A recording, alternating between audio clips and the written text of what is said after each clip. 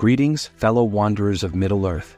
Today we embark on a journey into one of the most intriguing mysteries of Tolkien's legendarium, the fate of the Blue Wizards. These enigmatic figures, shrouded in secrecy and speculation, have captivated the imagination of fans for decades. But who were they? What was their mission? And why did they seemingly vanish from the pages of Middle-earth's history? To understand the Blue Wizards, we must first delve into the nature of the Istari themselves. In the year 1000 of the Third Age, as the shadow of Sauron began to lengthen once more across Middle-earth, the Valar took counsel. They decided to send emissaries to aid the free peoples in their struggle against the growing darkness. These emissaries were Maiar, powerful spirits akin to angels in Tolkien's mythology. They were clothed in the bodies of old men, limiting their powers but allowing them to walk among the peoples of Middle-earth without inspiring fear or worship. As Tolkien writes in Unfinished Tales, "For it is said indeed that being embodied the Istari had need to learn much anew by slow experience, and though they knew whence they came, the memory of the blessed realm was to them a vision from afar off, for which, so long as they remained true to their mission, they yearned exceedingly." 5 of these Istari were sent to Middle-earth: Curumo, known as Saruman the White; Olorin, known as Gandalf the Grey; Iwendil, known as Radagast the Brown, and 2 others known only as the Blue Wizards. While we know much about the deeds of Gandalf, Saruman, and to a lesser extent Radagast, the Blue Wizards remain shrouded in mystery. The information we have about the Blue Wizards is tantalizingly scarce. In Unfinished Tales, Tolkien tells us, "The other 2 came much earlier, at the same time probably as Glorfindel, when matters became very dangerous in the Second Age. Glorfindel was sent to aid Elrond and was, though not yet said, preeminent in the war in Eriador.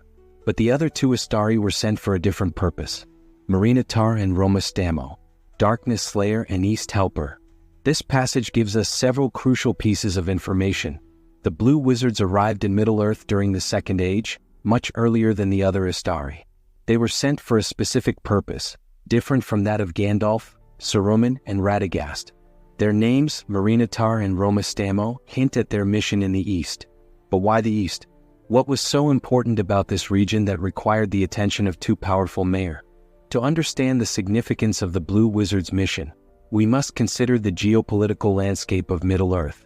While much of Tolkien's narrative focuses on the western regions, Gondor, Rohan, and the lands of the Elves, the East remained a vast, unexplored territory in his writings.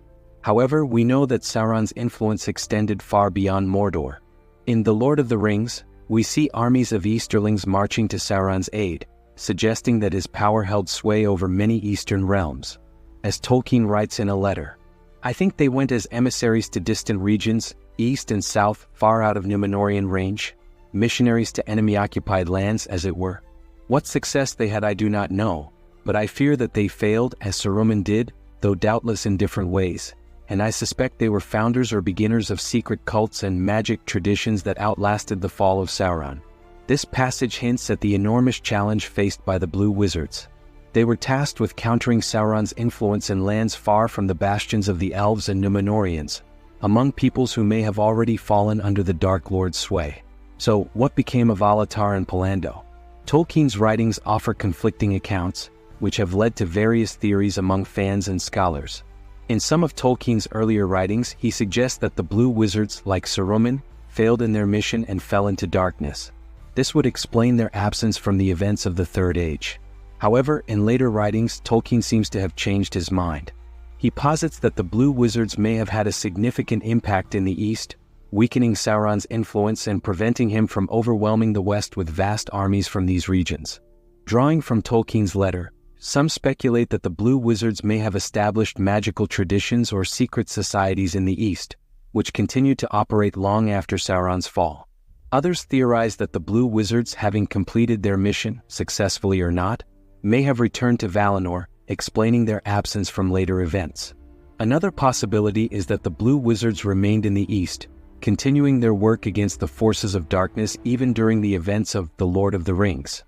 Regardless of their ultimate fate, the mere existence of the Blue Wizards raises fascinating questions about the broader scope of the struggle against Sauron.